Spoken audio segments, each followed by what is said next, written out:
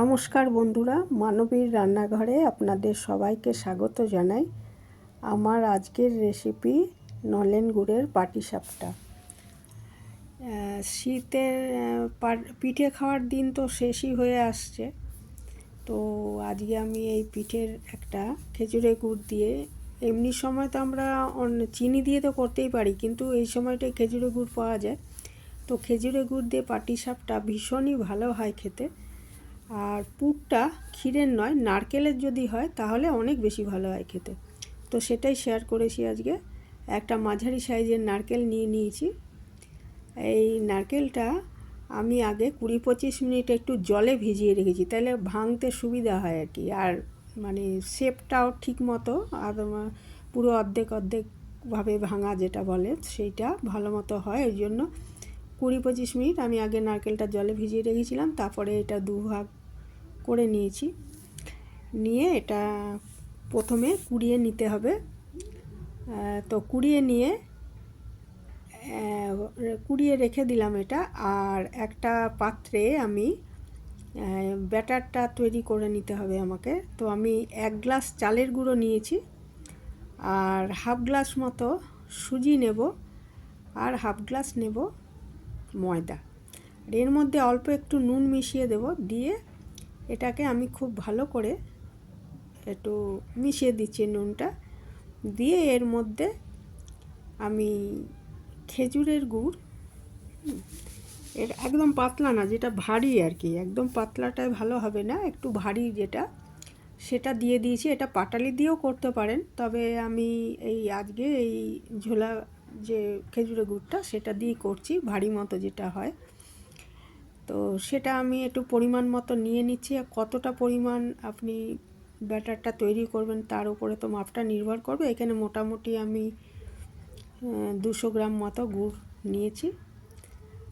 আর ওদিকে নারকেলটা দিয়ে যখন পুর তৈরি করব, সেটার মধ্যেও প্রায় 200 গ্রাম মতো গুড় লাগবে।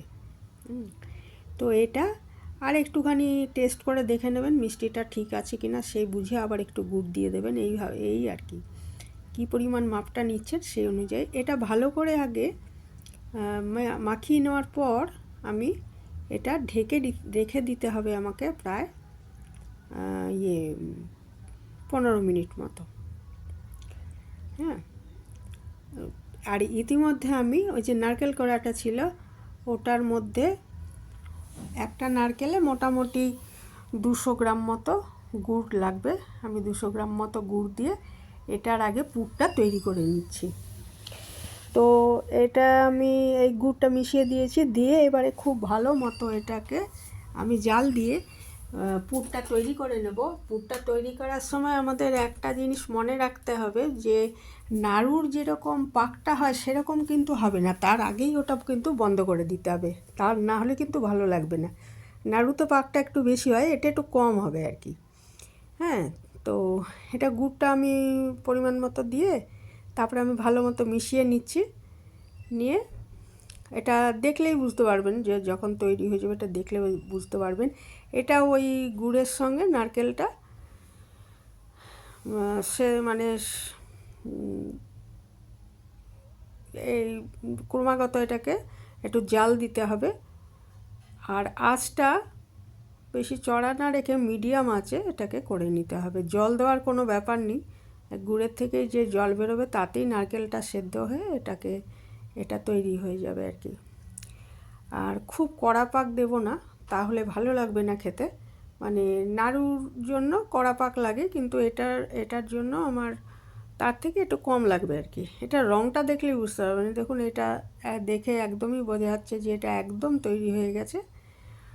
হ্যাঁ, এবারে এটাকে নামিয়ে একটু সামান্য ঠান্ডা করে নেব। আর ওইদিকে তো আমার ব্যাটারটাও তৈরি হয়ে গেছে। ওটা প্রায় 15 মিনিট আমি ওটা মানে ভিজিয়ে রেখেছিলাম, যাতে সুজি, ময়দা আর চালের গুঁড়োটা ভালো মতো মিশে যায় গুড়ের সঙ্গে। তো এবারে আঁচটা বন্ধ করে আমি ওটা রেখে দিয়েছি। তারপরে একটু ঠান্ডা হতে দেবো। আর এদিকে দেখুন, এটাও তৈরি হয়ে গেছে একদম। ব্যাটারটা এরকম হবে, খুব ভারী নয় আবার পাতলাও নয়। হ্যাঁ, আর তারপরে আমি একটা ননস্টিক ইয়ে নিয়ে নিয়েছি, তাওয়া নিয়ে নিয়েছি। ননস্টিকে খুব ভালো ওঠে আর কি পাটিসাপটাগুলো, এমনি অ্যালুমিনিয়ামের তাওয়ায় একটু লেগে যাওয়ার সম্ভাবনা থাকে। তো এটা তাওয়াটা আগে খুব ভালো মতো গরম করে নিতে হবে। তারপরে এতে আমি একটু সর্ষে তেল, ইচ্ছে করলে আপনি সাদা তেল দিয়েও একটু এটা বা ব্রাশ করে নিতে পারেন। আমি এই বেগুনের ইয়েটা কেটে বোটাটা মাকে দেখেছি এরকম করতে, তো আমি ওইটাই দেখালাম আজকে আর কি। মা যেভাবে করতেন সেটাই দেখালাম, যে এরকম একটা বেগুনের বোটা কেটে নিয়ে তারপরে তেল একটুখানি ওই ব্রাশ করার মতো করে তাওয়ায় দিয়ে তারপরে দেখতাম এইভাবে ব্যাটারটা এইভাবে দিয়ে তারপরে এটাকে ওপরটা একটু, এটা একটু হাতার সাহায্যে একটু ছড়িয়ে দেব। তারপরে হচ্ছে ওপরটা একটু শুকনো ভাব আসবে যখন, তখন ওই পুরটা দিয়ে দেবো আর কি। তো একটা জিনিস মনে রাখতে হচ্ছে, খুব বেশি যদি ওপরটা শুকনো হয়ে যায় তাহলে কিন্তু ভেঙে যেতে পারে। মানে মোটামুটি যখন একটু শুকনো হয়ে আসবে তখন ওখানে আমি পুরটা দিয়ে দেবো, দিয়ে একদম রোল করে ফেলবো আর কি। তাহলেই আমার পাটিসাপটাটা তৈরি হয়ে যাবে। তো এটাই দেখুন ওপরটা একটুখানি শুকনো হয়ে এসছে, এই সময় আমি পুর দিয়ে দিলাম। পুর দিয়ে নারকেলের যে পুরটা করে রেখেছি খেজুর গুড় দিয়ে, তো সেটা একটু বেশিই দিয়েছি তাহলে খেতে ভালো লাগে। তো এইভাবে দিয়ে আস্তে আস্তে এটা আমি মুড়িয়ে নেব, তাহলেই পাটিসাপটাটা তৈরি হয়ে যাবে। আর ভীষণ ভালো হয় খেতে। ওই ক্ষীরের পুর দেওয়া পাটিসাপটার থেকে এই নারকেলের খেজুরের গুড় দিয়ে নারকেলের যে পুরটা তৈরি করা হয়, এটা কিন্তু অনেক বেশি ভালো হয় আমার মতে আর কি। অনেকে হয়তো ক্ষীর দেওয়াটা বেশি পছন্দ করেন, তো আমি আমারটা বললাম যে আমার এটাই ভালো লাগে। তো মা যেসব পিঠে বানাতেন তার মধ্যে এই পাটিসাপটাটাই সবচেয়ে ভালো লাগতো। তো পিঠে পুলি, পাটিসাপটা, এসবের মধ্যে আরও কয়েক রকমের বানাতেন, তো তার মধ্যে এইটা আমার সবচেয়ে প্রিয় ছিল, এই পাটিসাপটাটা। তা এইভাবে দেখুন আমি অন্য পাটিসাপটাগুলো তৈরি করে নিচ্ছি আস্তে আস্তে। হ্যাঁ, আর এটা খুবই ভালো হয়েছিল খেতে। তো বন্ধুরা কে কে এইভাবে বানান সেটা কমেন্টে জানাতে পারেন আমাকে। তো এইভাবে তো অনেকেই বানান, কিন্তু মানে নানা রকমভাবেই বানানো যায় পাটিসাপটা। তো এটা একটু এই সময়টায় আর কি, এটা খেজুর গুড়টা পাওয়া যায়, তো তো সেটা খুব ভালো লাগে খেতে। আর তো সারা বছর তো আছেই, কিন্তু খেজুর গুড় তো এই সময়টাই পাওয়া যায়। তো এইভাবে দেখুন আমি সমস্ত পিঠেগুলো বানিয়ে নিলাম। আমাদের নলেন গুড়ের পাটিসাপটা একদম আস্তে আস্তে তৈরি হয়ে গেল সবগুলোই।